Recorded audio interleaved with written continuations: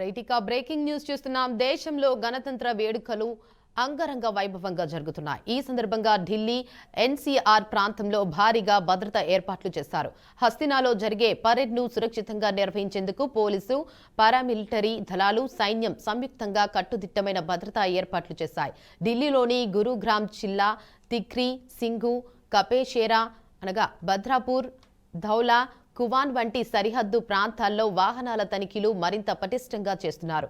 రాజధానిలో multi layer security, సీసీటీవీలు, facial recognition system, అలాగే ఏఐ స్మార్ట్ గ్లాసెస్ వంటి అధునాతన సాంకేతికలతో భద్రతను బలోపేతం చేశారు.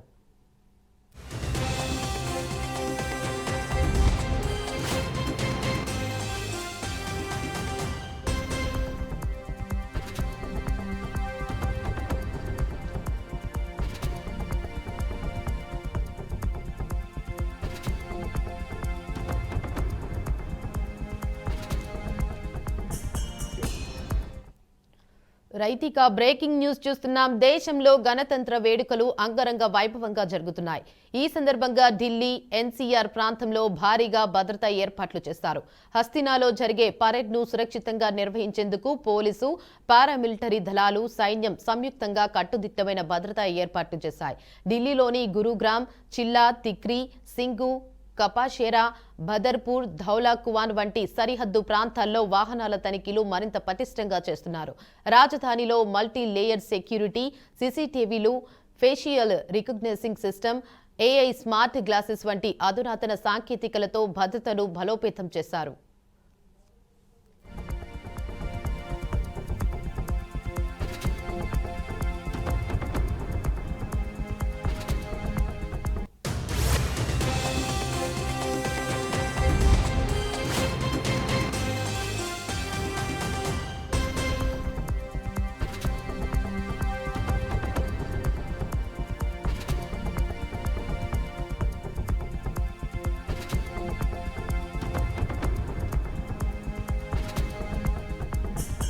అనంతపురం జిల్లా బూదగవి గ్రామంలోని ప్రసిద్ధ శ్రీ సూర్యనారాయణ స్వామి ఆలయంలో రథసప్తమి వేడుకలు ఘనంగా నిర్వహించారు. ఆలయానికి వెళ్లిన ఆర్థిక శాఖ మంత్రి పయ్యావుల కేశవ్కి అర్చకులు పూర్ణకుంభంతో ఘన స్వాగతం పలికారు. అనంతరం స్వామివారి దర్శనం చేసుకుని ప్రత్యేక పూజలు నిర్వహించిన మంత్రి ఆలయ ప్రాంగణంలో భక్తులతో మమేకమై వారి సమస్యలను అడిగి తెలుసుకున్నారు. ఆలయ చరిత్ర, విశిష్టతలను అర్చకులు వివరించగా ఆలయాన్ని మరింత అభివృద్ధి చేసి భక్తులకు మెరుగైన సౌకర్యాలు కల్పించేందుకు అవసరమైన చర్యలు తీసుకుంటామని మంత్రి హామీ ఇచ్చారు.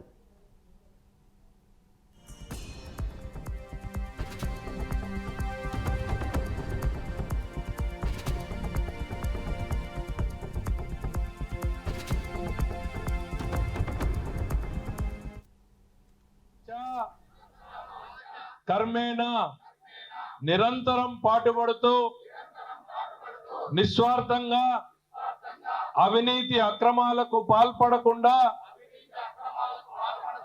దీక్షా దక్షతలతో నిర్వర్తించగలనని ప్రమాణం చేస్తున్నాను. పార్టీ సభ్యునిగా క్రమశిక్షణతో, ప్రజాసేవా భావంతో మనస వాచ కర్మేణ ఇవాళ ఈ స్థాయికి వచ్చాము అనంటే ప్రతి పల్లెలోనూ కర్ర పట్టుకుని మన కోసం నిలబడినటువంటి కార్యకర్తల శ్రమ వల్ల అనేటువంటిది గుర్తు చేస్తా ఉన్నాం. ఎన్నెన్నో ఆటుపోట్లని ఎదుర్కొని నిలబడినటువంటి పార్టీది. ఆ ఆటుపోట్లని నిలబడి నడిపించినటువంటి నాయకుడు చంద్రబాబు నాయుడు గారు ఉన్నటువంటి పార్టీ ఇది. ఈ దేశంలో మరే పార్టీ కూడా ఇంత బలంగా మచ్చ లేకుండా నిలబడింది అని అంటే కేవలం చంద్రబాబు నాయుడు గారి నాయకత్వం వల్లనే అనేటువంటిది సందర్భంగా గుర్తు చేస్తాం. ఆయన పడుతున్నటువంటి కష్టం, ఆయన పడుతున్నటువంటి శ్రమ ఇది పార్టీకి అటు ప్రజలకి మంచి చేయాలి అనేటువంటి ఆలోచనతోనే అనేటువంటిది సందర్భంగా గుర్తు చేస్తా ఉన్నాం. నాయకత్వాన్ని మనం కొన్ని కష్టాలను అధిగమించైనా నిలబెట్టాల్సినటువంటి పరిస్థితి ఉంది అనేటువంటిది గుర్తు చేస్తున్నా. కాళ్ళ కింద చూపు చూడొద్దండి. ఈ భవిష్యత్తు రాష్ట్రం అనేటువంటిది ఒక్క తెలుగుదేశం పార్టీతోనూ చంద్రబాబు నాయుడుతోనే ఉంది. అది ఒక్కరోజు కాదు, నిరంతరం అట్లానే పనిచేస్తా ఉన్నాడు. నిరంతరం కూడా ప్రజల కోసం పనిచేస్తానే ఉంది అనేటువంటి చెప్తా ఉన్నా. చంద్రబాబు నాయుడు గారి నాయకత్వంలో ఉన్నటువంటి మంత్రులు జిల్లాలోకి అడుగు పెట్టిన మొదటి రోజుని చెప్పాం, ఈ జిల్లాకు కూలీగానే పనిచేస్తాను అని ఆ మాటకి కట్టుబడి ఉన్నాను అనేటువంటి చెప్తా ఉన్నాం. ఒక్క సంవత్సరంలోనే హంద్రీనీవా నీటిని ఈరోజు 40 టీఎంసీల నీటిని తీసుకొచ్చామనంటే అది చంద్రబాబు గారి సహకారం వల్లనే. మాకు పాత బస్తీ మీరాలం చెరువులో ప్రమాదం తృప్తిలో తప్పింది. కేబుల్ బ్రిడ్జి నిర్మాణానికి సంబంధించి సాయిల్ టెస్ట్ కోసం చెరువులోకి వెళ్లిన బృందం ప్రమాదంలో చిక్కుకుంది. బోటుకు అకస్మాత్తుగా ఇంజిన్ సమస్య తలెత్తడంతో వారు మధ్యలోనే ఆగిపోయి వెనక్కి రాలేని పరిస్థితి ఏర్పడింది. ఘటనపై సమాచారం అందుకున్న హైడ్రా అధికారులు వెంటనే అప్రమత్తమయ్యారు. ఫైర్ సిబ్బంది, డీఆర్ఎఫ్, హైడ్రా బృందాలు హుటాహుటిన ఘటనా స్థలానికి చేరుకుని సహాయక చర్యలు చేపట్టాయి. ఇక బోటులో చిక్కుకున్న 9 మందిని సురక్షితంగా బయటకు తీసుకొచ్చారు. ఎలాంటి ప్రాణ నష్టం జరగకపోవడంతో అధికారులు, స్థానికులు ఊపిరి పీల్చుకున్నారు.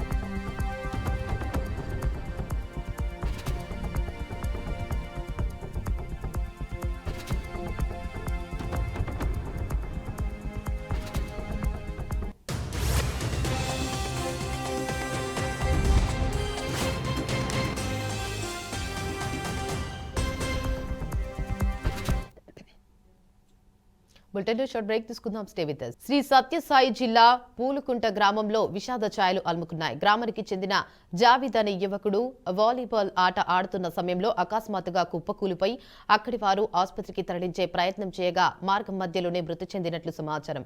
సరదాగా ఆడిన వాలీబాల్ ఆట ఆ కుటుంబాన్ని శాపంగా మారింది. చేతికి ఎదిగిన ఏకైక కుమారుడు మృతి చెందడంతో తల్లిదండ్రులు తీవ్ర శోకంలో మునిగిపోయారు. జావిద్ కు తల్లిదండ్రులు, 2 కుమార్తెలు మాత్రమే ఉండగా మృతుడి కుటుంబాన్ని ప్రభుత్వం తరపున ఆదుకోవాలని గ్రామస్తులు కోరుతున్నారు.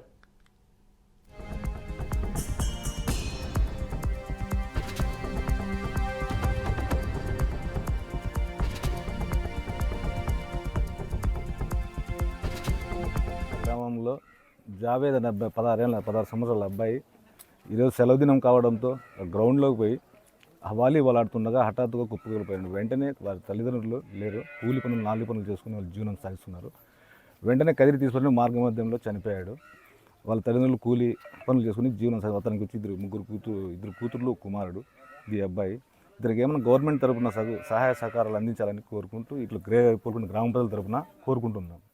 గ్రామంలో జావేద్ అనే అబ్బాయి 16 సంవత్సరాల అబ్బాయి ఈరోజు సెలవు దినం కావడంతో గ్రౌండ్లోకి పోయి వాలీబాల్ ఆడుతుండగా హఠాత్తుగా కుప్పకూలిపోయాడు. వెంటనే వారి తల్లిదండ్రులు. నల్గొండ జిల్లా నార్కట్పల్లి మండలం చెరువుగట్టు శ్రీ పార్వతీ సమేత జడల రామలింగేశ్వర స్వామి దేవస్థానంలో వార్షిక బ్రహ్మోత్సవాలు వైభవంగా కొనసాగుతున్నాయి. బ్రహ్మోత్సవాల్లో భాగంగా ఈరోజు స్వామి అమ్మవార్లకు కళ్యాణోత్సవం ఘనంగా నిర్వహించారు. ఈ కళ్యాణోత్సవంలో నకరేకల్ ఎమ్మెల్యే వేముల వీరేశం దంపతులు పాల్గొని ప్రభుత్వం తరపున పట్టు వస్త్రాలు, ముత్యాల తలంబ్రాలు సమర్పించారు. స్వామి అమ్మవారుల కళ్యాణాన్ని తిలకించేందుకు లక్షలాది భక్తులు తరలివచ్చారు. స్వామివారికి వడిబియ్యం సమర్పించేందుకు భక్తులు బారులు తీరారు. ఎలాంటి అవాంఛనీయ సంఘటనలు జరగకుండా పోలీస్ శాఖ భారీ బందోబస్తు ఏర్పాటు చేసింది.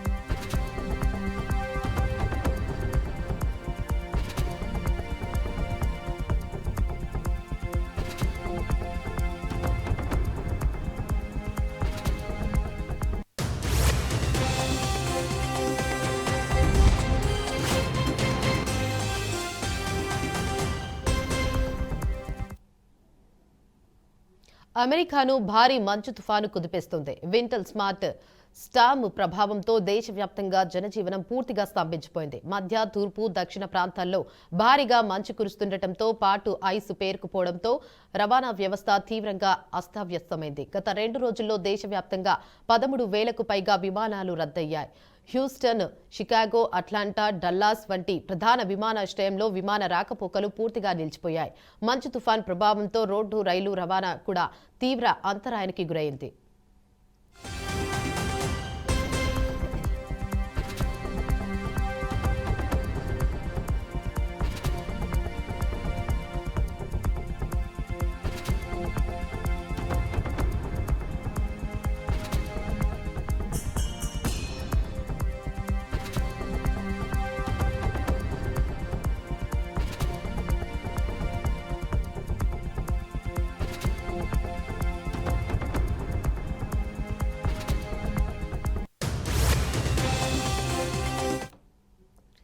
విద్యుత్ లైన్లు తెగిపోవడంతో టెక్సాస్, లూయిసియానా, టెన్నెసీ, ఇల్లినాయిస్, ఓహియో తదితర రాష్ట్రాల్లో 1.20 లక్షలకు పైగా ఇల్లు, వ్యాపార కేంద్రాలు, విద్యుత్ సరఫరా నిలిచిపోయింది.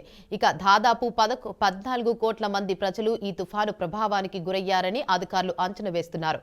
ఇది అమెరికా మొత్తం జనాభాలో సగానికి పైగా కావడం గమనార్హం.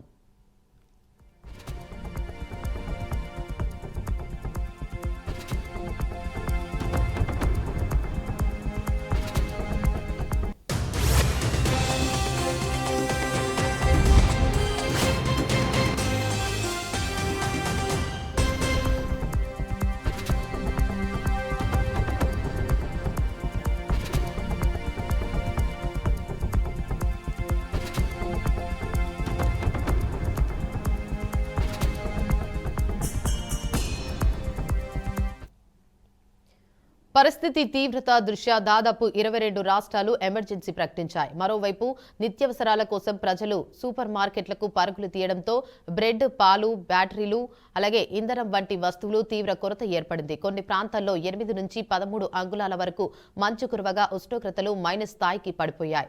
ప్రజలు ఇళ్లలోనే ఉండాలని, అత్యవసర పరిస్థితులు ఉంటే తప్ప బయటకు రావద్దని నేషనల్ వెదర్ సర్వీస్ హెచ్చరికలు జారీ చేసింది. ఈ మంచు తుఫాను మరో 3 రోజులు కొనసాగనుందని, ప్రజలు అప్రమత్తంగా ఉండాలని అధికారులు సూచించారు.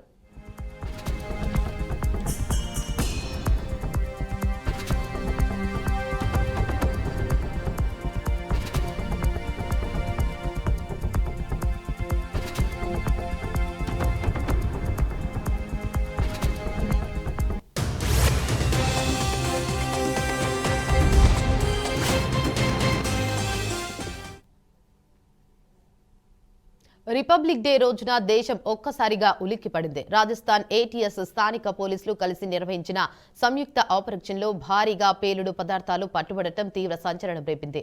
జైపూర్ సమీపంలోని అంబాబరి ప్రాంతంలో ఉన్న ఓ గోదాంతో పాటు మరో ఇంటి ఆవరణలో దాచిన సుమారు 10,000 కిలోల పేలుడు పదార్థాలను అధికారులు స్వాధీనం చేసుకున్నారు. గణతంత్ర దినోత్సవ వేడుకలు, పరేడ్ల సమయంలో భారీ దాడులు చేయాలన్న కుట్ర ఉందని అధికారులు అనుమానిస్తున్నారు. ఇక ఈ ఘటనలో ఇప్పటికే 4 అరెస్ట్ చేయగా వారిలో ఒకరికి ఉగ్రవాద సంస్థతో సంబంధాలు ఉన్నట్లు ప్రాథమిక విచారణలో తేలింది.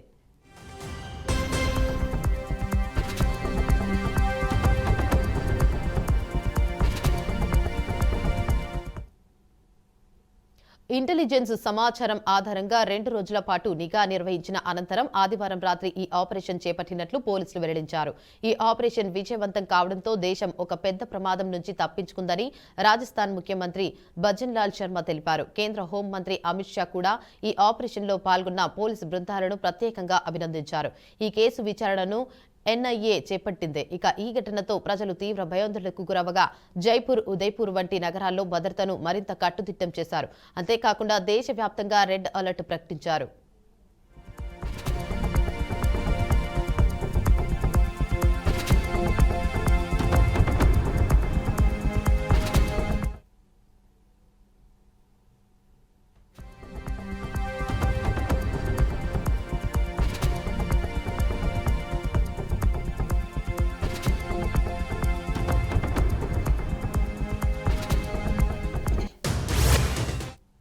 రథసప్తమి పర్వదినాన్ని పురస్కరించుకుని పెదపూడి మండలం గొల్లల మామిడాడలోని ప్రసిద్ధ వైష్ణవ దేవాలయం శ్రీ సూర్యనారాయణ స్వామి ఆలయంలో వేడుకలు ఘనంగా నిర్వహించారు. ఈ సందర్భంగా స్వామివారి రథ మహోత్సవం భక్తులు హర్షాతిరేకాల మధ్య వైభవంగా కొనసాగింది. రాష్ట్ర నలుమూలల నుంచే కాకుండా ఇతర ప్రాంతాల నుంచి కూడా వేలాది మంది భక్తులు భారీగా తరలివచ్చి స్వామివారిని దర్శించుకున్నారు. ఆలయ చైర్మన్ తెలిపిన వివరాల ప్రకారం ఈ రథసప్తమి మహోత్సవంలో సుమారు 1,00,000 మందికి పైగా భక్తులు పాల్గొని శ్రీ సూర్యనారాయణ స్వామివారి దర్శనం చేసుకోవడం విశేషం. కాకినాడ జిల్లా పెదపూడి మండలం అనపర్తి నియోజకవర్గం ఏదైతే గొల్లల మామిడాడ గ్రామంలో రథసప్తమి సందర్భంగా పూర్తి స్థాయిలో భక్తులందరూ కూడా తండోపతండాలుగా ఈ యొక్క సూర్యనారాయణ దేవస్థానం వారికి విచ్చేస్తున్న పరిస్థితిలో ఎవరైతే వేద పురోహితులు ఆలయ ప్రధాన అర్చకులు రేజేటి వెంకట నరసింహాచార్యులు అయితే మనతో పాటు ఉన్నారు. అయితే ఆలయ ప్రసిద్ధి గురించి అదేవిధంగా స్వామివారి విశిష్ట సేవల గురించి ఏ విధంగా ఈ యొక్క రథసప్తమి వేడుకలు జరగబోతున్నాయి, ఏ విధంగా ఈ యొక్క వేడుకల్లో భీష్మ ఏకాదశి సందర్భంగా ఏ విధంగా కళ్యాణోత్సవాలు జరగబోతున్న విషయం కూడా పురోహితుల చేత అడిగి మనం తెలుసుకునే ప్రయత్నం చేద్దాం. గురుగారు చెప్పండి, ప్రస్తుతం ఈ రథసప్తమి సందర్భంగా అదేవిధంగా ఆదివారం నాడు రావడం కూడా మహాపర్వదినం అని చెప్పేసి భక్తులందరూ కూడా తండోపతండాలుగా వస్తున్నారు. అయితే అదేవిధంగా భీష్మ ఏకాదశి కూడా ఏ విధంగా కార్యక్రమాలు చేపట్టబోతున్నారు, దీనికి విశిష్టత కలిగిన ఈ సూర్య భగవానుడి పూర్తి స్థాయిలో విశిష్టత ఏంటి ఈ ఆలయానికి? జై శ్రీమన్నారాయణ. పెదపూడి మండలం కాకినాడ జిల్లా గొల్లల మామిడి గ్రామంలో వేయించేసినటువంటి శ్రీ ఉషాపద్మిని ఛాయా సౌఖ్య సమేత శ్రీ సూర్యనారాయణ స్వామి వారి దేవాలయం మనకి 1902 జూన్ 18లో ప్రతిష్ఠ అయింది. దీనిని శ్రీమాన్ కీర్తిశేషులు కొవ్వూరు బషీరెడ్డి గారు ఆయన స్థాపించడం జరిగింది. అలాగనే నేటికి 123 సంవత్సరాలు అయింది ఈ దేవాలయం. ఇక్కడ విష్ణు సాంప్రదాయానికి ప్రతీకగా యావత్ దక్షిణ భారతదేశంలోనే ఏకైక శ్రీ వైష్ణవ సూర్యక్షేత్రంగా ఈ దేవాలయం భాసిల్లుతోంది.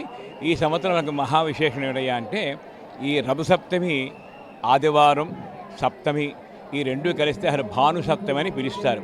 దానికి తోడు రథసప్తమి ఆ రోజు రావడం మరింత శోభాయానాన్ని దానికి వర్తిస్తుంది. ఎందువల్ల అంటే ఈ రథసప్తమి అని అండల ప్రధాన ఉద్దేశం ఏంటంటే నిన్నటి రోజు రాత్రి ఆకాశంలో కనుక మనం గమనించినట్లయితే ఈ నక్షత్రాలన్నీ కూడా రథాకృతిగా ఏర్పడి ఉంటుంది. ఇది జ్యోతిషశాస్త్రం పరంగా మనకి తెలియజేస్తూ ఉంటుంది. ప్రస్తుతం అదేవిధంగా దూర ప్రాంతాల నుంచి కూడా ఈ యొక్క రథసప్తమి సందర్భంగా ఆదివారం కావడంతో భక్తులందరూ కూడా ఈ యొక్క ఆలయానికి చేరుకోవడం జరిగింది. ఇక్కడ ప్రతి ఒక్కరు కూడా భక్తులందరూ కూడా నమో సూర్య భగవాన్ దేవాయ నమః అంటూ కూడా ప్రత్యేకంగా ఇక్కడ అయితే మాత్రం ఉండడం జరిగింది. వారిని కూడా అడిగి ఏదైతే ఈ యొక్క సూర్య భగవానుడి గురించి పూర్తి స్థాయిలో ఏదైతే మనం ఈ భగవాను స్వామి గురించి కూడా మనం తెలుసుకునే ప్రయత్నం చేద్దాం. అసలు భక్తులు ఏ విధంగా రథసప్తమి జరుపుకుంటున్నారు, ఆ రథసప్తమి ఏ విధంగా చేరుకుంటారని కూడా చెప్పుకుందాం. అమ్మ చెప్పండి, ఈ యొక్క గొల్లల మామిడాల్లో రథసప్తమి సందర్భంగా ఈ రోజు జరుపుకుంటున్న విశేష పూజలు ఏంటి, అసలు ఏ విధంగా రథసప్తమి మీరు జరుపుకుంటారు? రథసప్తమి రోజు ఉదయం దేవుడికి అభిషేకం చేస్తారు పంచామృతాలతో, వివిధ రకాలైన పళ్ళరసాలతో. అది చాలా నయన మనోహరంగా ఉంటుంది. అది చూసి అదృష్ట భాగ్యం అందరికీ లభించదు, కానీ చూసిన వాళ్ళకి మాత్రం వాళ్ళ జన్మ సార్థకం అవుతుంది. తర్వాత నుంచి అర్చన అన్ని కార్యక్రమాలు దర్శనాలు మొదలవుతాయి. అంటే ఇక్కడ పూర్తిగా ఈ గొల్లల మామిడాల్లో ఈ యొక్క సూర్య భగవానుడు అదేవిధంగా ఈరోజు ఆదివారం రథసప్తమి కావడంతో ఎలాగ ఉందంటారు? అసలు భక్తులు ఏ విధంగా ఇక్కడికి? మామూలుగా రథసప్తమి చాలా విశేషమైన రోజు, అది ఆదివారంతో కూడా కలిసి వచ్చింది కాబట్టి భానుసప్తమి చాలా విశేషము. ఇది చేసుకున్న వాళ్ళకి ఆరోగ్యం బాగా ఉంటుంది. ఆరోగ్యమే కాదు, సూర్యనారాయణమూర్తి అన్నీ ప్రసాదిస్తాడు కాబట్టి అన్ని విధాలుగా బాగుంటుంది అని అందరూ బాగా విశ్వసించే ఇంత రష్గా ఉంది ఇవాళ కూడా. పూర్తిగా సూర్య రథోత్సవం సందర్భంగా ఆదివారం కూడా రథసప్తమి రావడం జరిగింది. మీరు ఏ విధంగా పూజా విధానాలు పాటిస్తారు? ఈ యొక్క సూర్య భగవానుడు దైవ దర్శనాలు ఏంటి అసలు?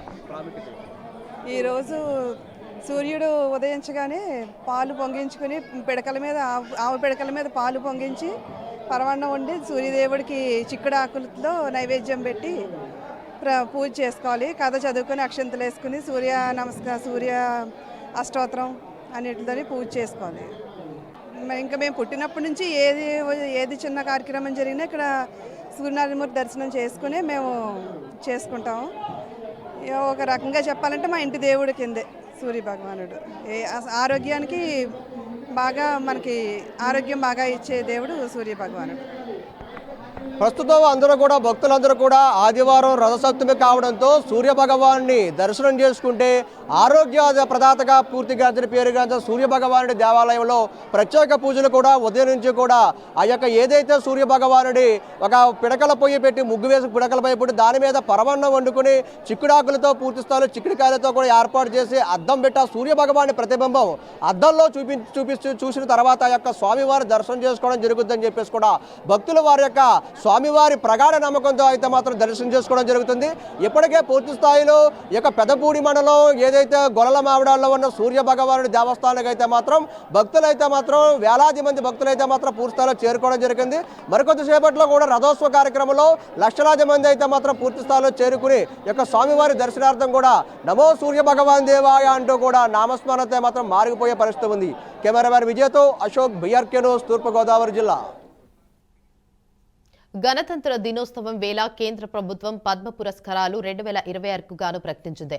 వివిధ రంగాల్లో విశేష సేవలు అందించిన 113 మందికి ప్రతిష్టాత్మక పద్మశ్రీ అవార్డులకు ఎంపిక చేసి ఇవాళ ప్రకటించింది. 13 మందికి పద్మభూషణ్ అవార్డులు ప్రకటించింది. కళా విభాగంలో ఏపీకి చెందిన మాగంటి మురళీమోహన్ కి పద్మశ్రీ, సినీ నటుడు రాజేంద్ర ప్రసాద్ కు పద్మశ్రీ అవార్డు ప్రకటించింది. అలాగే మలయాళ నటుడు మమ్ముటికి పద్మభూషణ్, క్రీడా విభాగంలో క్రికెటర్ రోహిత్ శర్మ, హర్మన్ ప్రీత్ కౌర్ కు పద్మశ్రీ అవార్డులు ప్రకటించింది.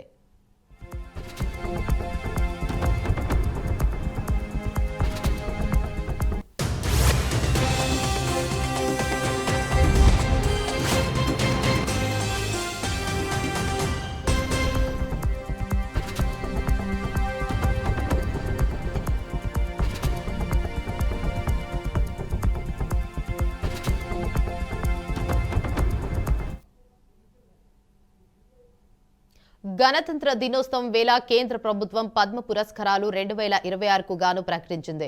వివిధ రంగాల్లో విశేష సేవలు అందించిన 113 మందికి ప్రతిష్టాత్మక పద్మశ్రీ అవార్డులకు ఎంపిక చేసి ఇవాళ ప్రకటించింది.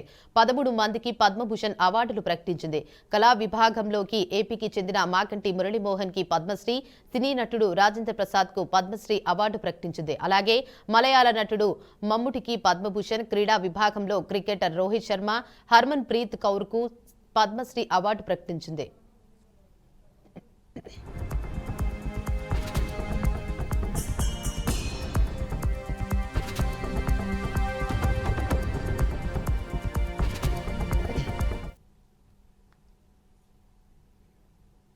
సీఎం చంద్రబాబు నాయుడు అధ్యక్షతన టీడీపీ పార్లమెంటరీ పార్టీ సమావేశం జరిగింది. పార్లమెంటు సమావేశంలో అనుసరించాల్సిన వ్యూహంపై పార్టీ ఎంపీలకు ఆయన దిశానిర్దేశం చేశారు.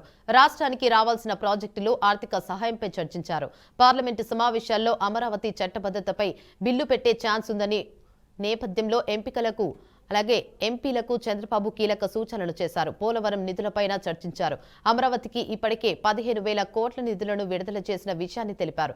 అయితే ఇదే తరహా సహాయం చేయాలని పార్లమెంటు సమావేశాల్లో కేంద్రాన్ని కోరాలని ఎంపీలకు చంద్రబాబు సూచించారు. విశాఖ రైల్వే జోన్, వెనుకబడిన జిల్లాలకు నిధులు, హైవేలు, ఇతర అంశాలను పార్లమెంటు సమావేశాల్లో ప్రస్తావించాలని ఎంపీలకు సీఎం చంద్రబాబు తెలిపారు.